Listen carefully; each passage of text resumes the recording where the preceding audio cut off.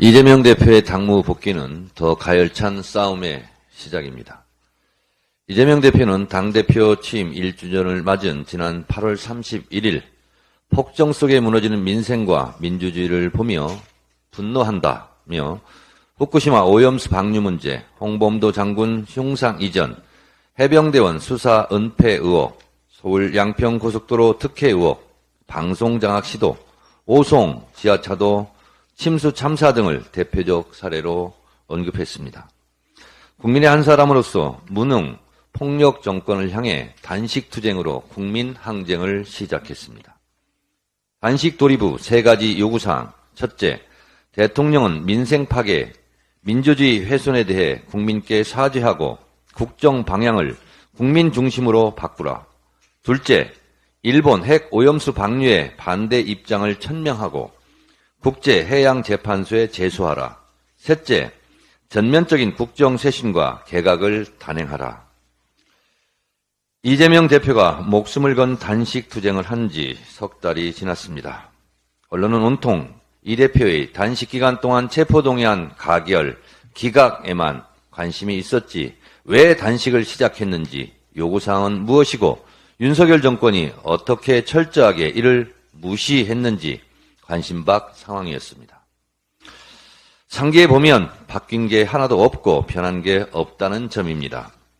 후쿠시마 핵 오염수 방류 문제는 점점 더 위험해지고 있고 홍범도 장군 흉상 이전 문제는 해결되지 않고 있으며 해병대원 수사 은폐 의혹도 방송 장악 시도도 더욱 악화 일로에 있습니다.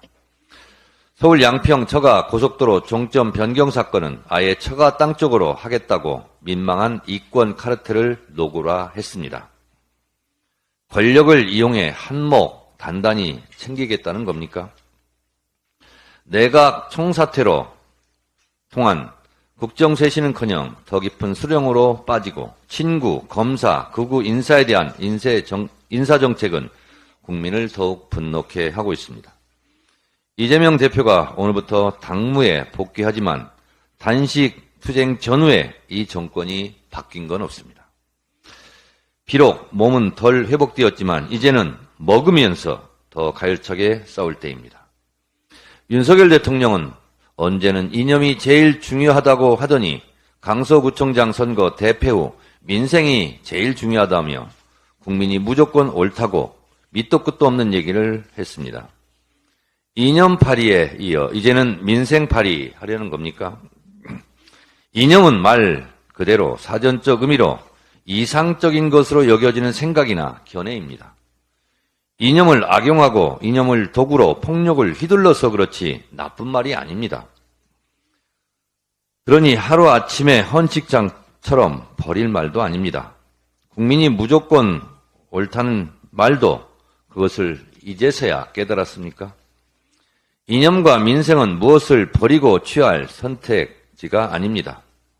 윗돌, 아랫돌이 아닙니다. 좋은 생각, 좋은 정책, 좋은 이념으로 국민을 섬기고 민생을 살피면 됩니다. 아는 게 없고 생각이 없으니 냉탕, 온탕을 왔다 갔다 하는 겁니다. 왜? 뭐하러 대통령 됐습니까? 윤석열 대통령은 국민이 오르니 국민의 목소리를 경청하고 야당의 목소리에도 귀 기울이고 야당 대표와도 만나서 진지하게 대화해야 합니다. 괜히 김기현 대표를 내세워 민생회담 제안하는 그런 쇼를 멈춰주시기 바랍니다. 권한도 없는 바지 사장과 의미 없고 효과 없는 시간 낭비를 하는 것보다는 실질적인 윤 대통령과 이재명 대표의 회담이 이루어지길 바랍니다. 민생을 챙긴다는 말은 국민의 생활과 생계를 보살핀다는 뜻입니다. 국민들은 고물가 고금리로 민생고에 시달리고 있습니다.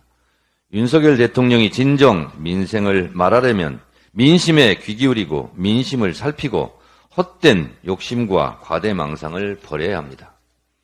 무엇보다 중요한 것은 하루빨리